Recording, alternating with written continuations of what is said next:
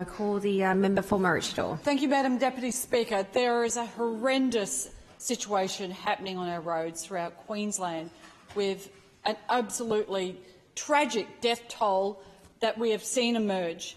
Just in the last few months alone, there's been a 20% spike, just in the last few months alone, we've seen more than 50 fatalities as a result of crashes within Queensland, which is 18 fatalities greater than the same period for the previous year and 11 fatalities greater than the previous 5-year average for the same period.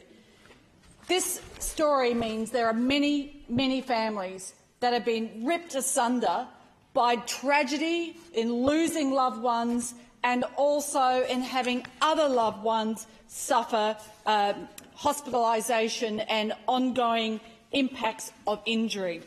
We've got to shout out that something has to happen and have a focus on this, because while there's been obviously a need to concentrate on the COVID response, there has also been a stripping away of the traffic police for many of our regions. On the Sunshine Coast alone, there have been times when there's only been one traffic police vehicle, as I have been told, in operation across a region of 340,000 people. Now, that's probably replicated in many other areas, and I'm calling on the state government to put the resources back into our policing force on the roads. There's been an explosion of hooning across many communities, and some people may think this is harmless, but where you don't address dangerous behaviour on our roads, you'll see that this continues to grow, and people who are doing the wrong thing, who are driving dangerously, not just in a noisy way that's destroying the amenity, which in itself is offensive, but driving dangerously, are putting lives at risk.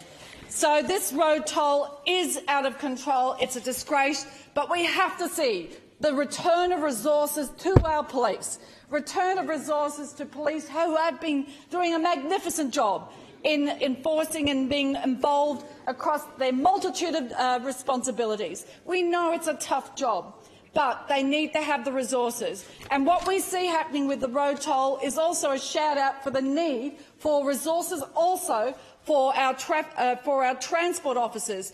I am calling on the state government to ensure that we get those programs of joint operations again between transport officers and police that used to be so effective. I know, talking to police, they say we wanted to have that because the transport officers understand and are able to enforce the law in regard to illegally modified vehicles, but they can't, as I understand, get them back because those resources haven't been made available to bring the transport officers back. Let's police this. Let's get the road toll down. Let's get on top of this problem.